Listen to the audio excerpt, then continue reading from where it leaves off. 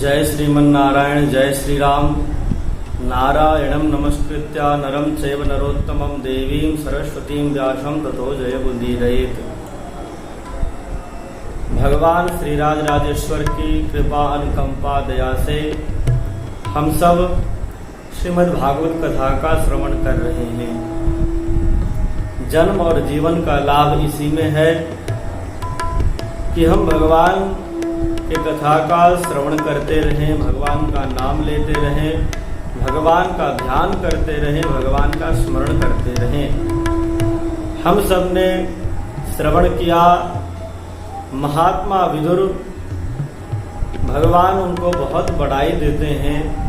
दुर्योधन के सभा में महात्मा विदुर की प्रशंसा करते हैं। दुर्योधन के भोजन को अस्वीकार किया है, कहा है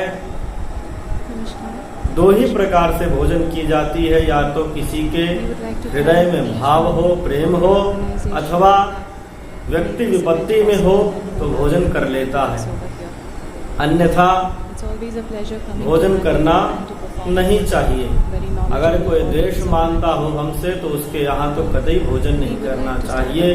भगवान ने कहा कि हम आपके यहाँ भोजन नहीं करेंगे।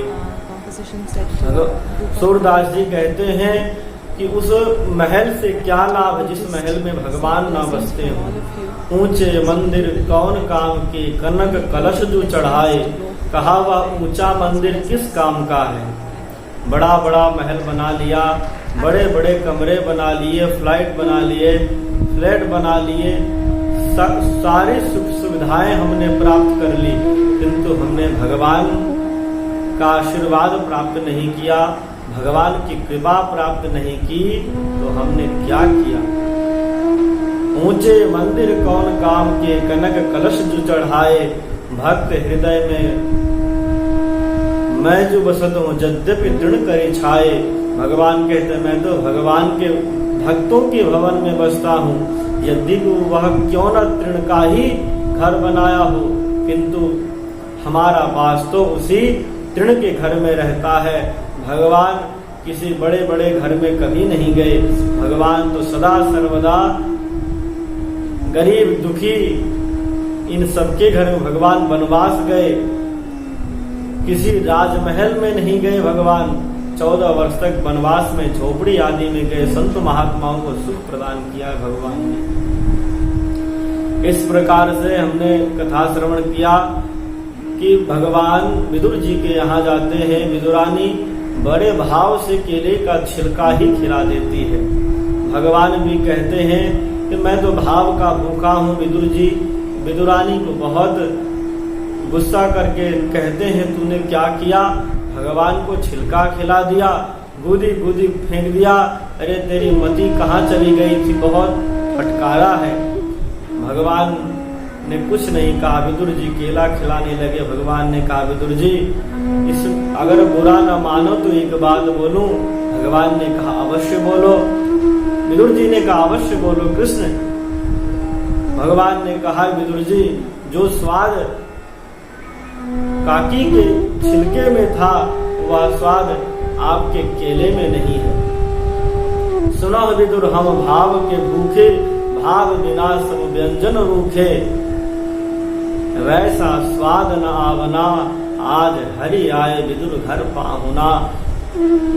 जिन भगवान की कृपा प्राप्त करने के लिए यम योगिनो ध्यान समाधि ना रहो, जिन भगवान के ध्यान कृपा प्राप्त करने के लिए बड़े बड़े योगी ऋषि महर्षि हजारों वर्षों तक तपस्या करते हैं, किंतु एक झलक भी प्राप्त नहीं कर पाते। वह विदुर जी भगवान की सेवा में हैं, भगवान प्रसाद पाए हैं। भगवान ने विदुर जी से कहा विदुर जी हमारी आदत बड़ी खराब है, हम राजमहल में प्रसाद पाने के बाद, भोजन करने के बाद विश्राम करते हैं और विश्राम करते हैं। अब उनके घर में तो कुटिया, कहाँ से विश्राम क्या करें, फिर भी कोई व्यवस्था करके लेटने का स्थान बन गया। अब भगवान ने कहा विदुर जी हम तो बड़े राजशाही ठाट बाट में रहते, हमें तो तकिया भी चाहिए। विदुर जी ने कहा तकिया कहाँ से लाऊं। विदुरानी भगवान से कहे कि प्रभु आप हमारे गोद में ही मस्तक रख लो। भगवान ने उनके गोद में मस्तक रख लिया। फिर भगवान ने विदुर जी से कहा, काका जी हमें तो पांव के नीचे भी तकिया रखने की आदत है। भगवान विदुर जी ने कहा, गोविंद हमारे ही पांव, हमारे ही गोद में रख लो अपनी चरण। भगवान ने विदुर जी के गोद में अपने चरण को रखा है। कितना भाग्यशाली है विदुर जी विदुरानी कि अनेक राजा महाराजा इन सब के यहाँ भगवान नहीं गए, नहीं रहे, किंतु उस झोपड़ी में भगवान रहे। इसलिए तो सुखदेव जी ने कहा है, त्यक्त्वा स्वगृह रिद्धिमत, वह रिद्धिमत घर था उनका। भगवान जिस गोद में विराजमान हो, भगवान की गोद में सारी सृष्टि है, किंतु भगवान किसी के गोद में हो, कितने सौभाग्य की बात है। कितने करोड़ों अरबों खरबों जन्म की पुण्य का प्रताप है कि भगवान जिसके गोद में है, बड़े उनके भाग्य की तारीफ की है सुखदेव जी ने। उसके बाद विदुर जी महाराज तीर्थ यात्रा में चले गए। तीर्थ यात्रा में किंतु विदुर नीति, जो विदुर नीति मुख्य है, उसका 2 श्लोक बहुत श्रवण करने योग्य है। विदुर जी ने कहा कि संसार में 2 प्रकार के लोग रहते हैं। द्वाविमो पुरुषो लोके, संसार में 2 प्रकार के लोग रहते हैं, धनवंत अदातारम दरिद्रश्चातपस्विनम। कहा कि धनवंत जो धनवान हो वह दान ना करे। कहा गले बद्ध्वा, उसको जो है गले में शिला बांध करके और पानी में डुबो देना चाहिए। कहा अगर वह दान ना करे, धनवंत दान ना करे और दरिद्र तपस्या न करे, जिसके पास कुछ न हो, अकिंचन हो, अगर वो भगवान का साधना भजन पूजन करता है तो कहते हैं कि भगवान की कैसी कृपा होती है। कहे कि जिस प्रकार से कहीं सीएम पीएम जाए वो सारी व्यवस्था हो जाती है, जिस प्रकार से कोई अधिकारी कहीं जाए तो बिना कहे सब कुछ सब प्राप्त सुलभ हो जाता है, उसी प्रकार से भगवान का भजन करने वाला भगवान का दास हो जाता है और उसकी सेवा में सारी रिद्धि सिद्धि लग जाती है। तो इस प्रकार से कहा है, कहा 2 प्रकार के लोग स्वर्ग में जाते हैं। कहा कौन? कहा प्रभुष्ट क्षमया युक्तो द्वाइमो पुरुषो लोके स्वर्गस्योपरि तिष्ठति। कहा कि 2 प्रकार के लोग स्वर्ग में जाते हैं। जो प्रभु, जो सामर्थ्यवान हो, वह क्षमा करने वाला हो। यदि क्षमा करने वाला सामर्थ्यवान नहीं हुआ तो उसका सामर्थ्य होना व्यर्थ है। दरिद्रस्य प्रभु क्षमया युक्तो दरिद्रस्य प्रदानवान, और जो दरिद्र हो, गरीब हो, वह दान करे। तो ऐसे लोग स्वर्ग को प्राप्त होते हैं। जैसे भी शास्त्रों में कहा गया है, विद्या विवादाय साधु और दुष्ट में अंतर क्या है? कहा यदि साधु के पास विद्या होगा तो वह दूसरों को सुख देगा, दूसरों को सिखाएगा, समझाएगा, पढ़ाएगा। विद्या विवादाय धनम मदाय शक्ति परेशान परिपीडनाय खलस साधो विपरीत में तद ज्ञानाय दानाय च रक्षणाय। यदि दुष्ट के पास विद्या होगा तो वह दूसरे से कलह करेगा, शास्त्रार्थ, देखो क्या आता है, तुमसे अच्छा तो मुझे आता है। दूसरों को नीचा दिखाने में ही वह अपना विद्या नष्ट कर देगा। इसलिए विद्या विवादाय, अगर पैसा हो गया तो दंभ के ऐसा सर उठा के चलेगा कि मानो उससे बड़ा तो कुबेर भी नहीं हो, इस प्रकार से वह चले। धनम मदाय, धन में इतना मदोन्मत्त हो जाता है कि दूसरे छोटे मोटे लोगों को तो वह कीड़ा मकोड़ा से भी गया बीता समझता है। तो विद्या विवादाय धनम मदाय और शक्ति, बाहुबल अगर अत्यधिक हो जाए अथवा अधिक अधिकारियों से परिचय हो जाए तब तो सोचे कि अब तो हम सबको परेशान। अरे उस शक्ति से आप किसी की रक्षा कर सकते हो। यही तो साधु और दुष्ट में अंतर है। तो प्रभु क्षमया युक्तो, जो सामर्थ्यवान व्यक्ति हो, अगर कोई छोटा गलती भी कर दे तो उसको क्षमा कर देना चाहिए। यह बड़ो अमर्थवान ऐसे जो होते हैं वह स्वर्ग के ऊपर जाते हैं। विदुर जी महाराज तीर्थ यात्रा में जाते हैं। सभी तीर्थ को तो यात्रा में भ्रमण के 100 वीर मत्स्यान कुरुजांगनाश्च, सभी तीर्थ यात्रा में भ्रमण करते करते तत्रोद्धवम भागवतम ददर्श, जब यमुना जी के किनारे जाते हैं तो इधर महाभारत का युद्ध समाप्त हो जाता है। भगवान अपने लीला संवरण करके स्वधाम को चले जाते हैं। तो भ्रमण करते करते जब यमुना जी के किनारे आते हैं तो यमुना जी के किनारे उद्धव जी को देखते हैं। उद्धव जी को देखते हैं तो उद्धव जी को देखते ही विदुर जी महाराज प्रसन्न हो जाते, क्योंकि उद्धव जी भगवान के परम सखा हैं, परम मित्र हैं और भगवान के मंत्री भी रह चुके हैं। तो जैसे देखते हैं तो कहा, एक दूसरे के नेत्र मिलते हैं, 4 मिले 64 खिले, 20 रहे कर जोड़, हरिजन से हरिजन मिले तो नाचे 7 करोड़। एक दूसरे से नजर मिलती है और एक दूसरे को प्रणाम करते हैं, मुस्कुराते हैं, 64 खिले, 4 2 नेत्र, इनके 2 नेत्र उनके 4 मिले, 64 खिले तो 32 64 दांत प्रसन्नता से खिल जाते हैं। 20 रहे करजोर और दोनों हाथ 5 गुना 10 गुना 20, दोनों हाथ एक दूसरे को प्रणाम करते हैं। तो भगवान 3.5 करोड़ रोया एक मनुष्य के शरीर में होता है, तो दोनों के 7 करोड़। तो इस प्रकार से भगवान के दोनों भक्त मिलते हैं, भगवान के भक्त मिलते हैं। उसके बाद विदुर जी महाराज भगवान की कुशलता पूछते हैं। आप सोचिए, आप किसी डॉक्टर के पास जाएं और आप स्वयं मरीजों से पूछे, डॉक्टर साहब क्या हालचाल है। तो यह एक प्रेम है। जो संसार भगवान से अपनी कुशलता चाहता हो, हम सब भी भगवान से प्रार्थना करते हैं, हे दीनानाथ, हे दीनबंधु, हे दयानिधान, हमारे ऊपर कृपा कीजिए, हम सब सकुशल रहें, प्रसन्न रहें। इस प्रकार से नित्य भगवान से प्रार्थना करते हैं। किंतु विदुर जी भगवान की कुशलता पूछते हैं उद्धव जी से, हमारे प्रभु प्रसन्नता से तो है, सब प्रसन्न है। पूरे कुल की बात पूछते हैं, रुक्मिणी आदि सत्यभामा सभी रानियों के बारे में पूछते हैं, सभी पुत्रों साम प्रद्युम्न सभी पुत्रों की कुशलता पूछते हैं विदुर जी महाराज, सभी की कुशलता पूछते हैं। उद्धव जी महाराज के नेत्र सजल हो जाते हैं और वह ध्यान मग्न, भगवान का ध्यान करते ही ध्यान मग्न हो जाते हैं। शनकैर भगवान नेत्र निर्लोकम पुनरागतः, मानो कुछ क्षण के लिए उनकी समाधि लग गई हो, वह भगवत धाम को चले गए हो। कुछ क्षण के बाद शनकैर भगवान नेत्र निर्लोकम पुनरागतः, पुनः वह पृथ्वी पर उनका ध्यान, निर्लोकम पृथ्वी पर उनका ध्यान आता है। नेत्र खोलते हैं धीरे धीरे और नेत्र से प्रेमाश्रु बहने लगता है। उद्धव जी कहते हैं कि वह भगवान जो हम सब के ऊपर दया कृपा करते थे, वह भगवान आज अपने लीला को संवरण करके स्वधाम को प्राप्त हो गए। इतना जैसे विदुर जी ने सुना, मानो उनका प्राण चला गया हो। उन्होंने कहा, उद्धव जी ने कहा, दुर्भगो बतलोको यम यदवो नितराम भी, कहा कि यह संसार अभागा है।